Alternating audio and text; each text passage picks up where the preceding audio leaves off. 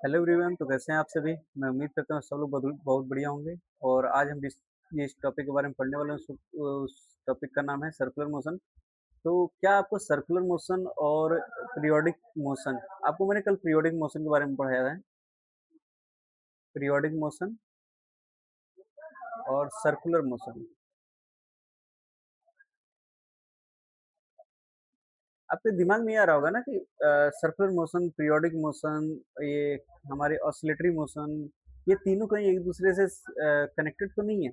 तो चलिए हम जो भी कंफ्यूजन है उसको हम दूर करते हैं। और हम लोग सबसे पहले सर्कुलर मोशन के बारे में पढ़ते हैं, क्योंकि हम पीरियोडिक मोशन के बारे में और ऑसिलेटरी मोशन के बारे में कल पढ़ चुके थे।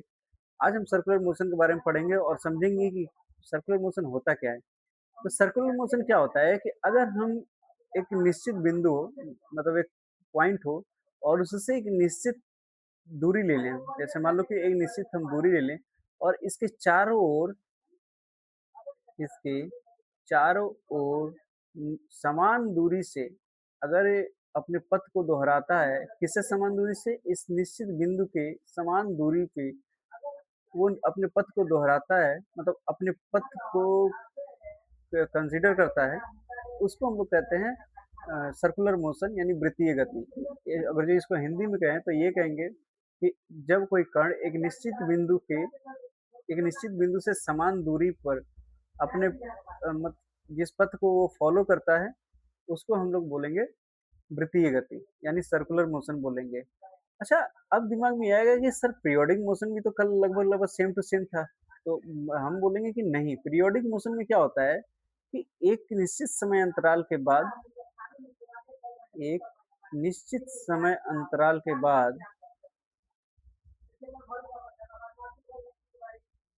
समय अंतराल के बाद अपने पथ को जब अपने पथ को दोहराता है, उसे हम लोग कहेंगे पीरियोडिक मोशन। सर्कुलर मोशन में कि जब वो निश्चित बिंदु से निश्चित दूरी वाले पथ पर जब वो गमन करता है, तो उसको हम लोग बोलेंगे सर्कुलर मोशन। तो हम ये नहीं बोलेंगे कि सर्कुलर मोशन पीरियोडिक मोशन है, नहीं। क्योंकि सर्कुलर मोशन की पहचान उसके पथ से होती है। उसके पथ से होती है। पथ मतलब उसका जो रास्ता है उससे होती है। लेकिन पीरियोडिक मोशन का जो पहचान है वो उसके निश्चित समय अंतराल के बाद जो अपने पथ को दोहराता है उसके अनुसार होती है।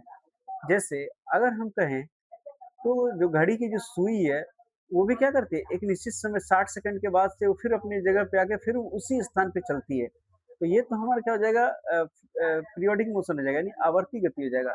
जैसे एक झूले का हो गया, जैसे हमने झूला टांग रखा है, ये क्या होगा, कभी आगे कभी पीछे, तो ये ऐसे आती जाती रहेगी। तो ये भी क्या हो गया, एक पीरियोडिक मोशन हो गया, क्योंकि वो निश्चित समय के बाद से वो अपने पथ को दोहरा रहा है। लेकिन ये जरूरी नहीं है कि ये अपने पथ को एक निश्चित समय के बाद से दोहराए, क्योंकि अभी ये अगर इसकी स्पीड हम कम कर दें तो क्या होगा, इसकी जो घूमने का जो पथ होगा वो सर्कुलर तो रहेगा, लेकिन कुछ और छोटा हो जाएगा, यानी अपने पथ को नहीं दोहरा रहा है, उस पथ से भटक गया, अलग चला गया। हाँ, एक कंडीशन में ये दोनों आपस में बराबर होंगे कि जब समान चाल हो। क्योंकि जब यहाँ कोई कण अगर समान चाल से अपने वृत्तीय पथ पे चल रहा है, तो वो समान समय के बाद से फिर से वो अपने पथ को दोहराएगा। इस कंडीशन में क्या होगा, हमारा सर्कुलर मोशन जो होगा वो पीरियोडिक मोशन के, मतलब पीरियोडिक मोशन हम बोल सकते हैं। अदरवाइज हम ये नहीं कहेंगे कि सर्कुलर मोशन पीरियोडिक मोशन है। एक बार और ध्यान दीजिए, मैं बार बार कह रहा हूँ कि जो सर्कुलर मोशन है वह उसके पथ से पहचाना जाता है, वह उसके पथ से पहचाना जाएगा। और जो पीरियोडिक मोशन है वो अपने समय अंतराल के अनुसार पहचाना जाएगा।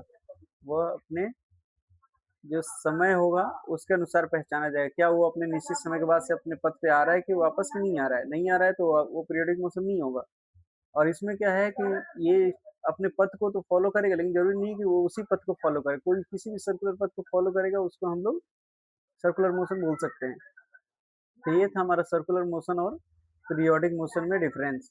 तो आई होप आपको बात समझ में आई होगी। तो अगर आपको इतनी मेरी वीडियो पसंद आई हो तो मेरे चैनल को लाइक सब्सक्राइब जरूर करें। और अगर मेरे फेसबुक पेज पे हैं तो पेज को फॉलो जरूर करें। तो आज की वीडियो में बस इतना ही। Thank you.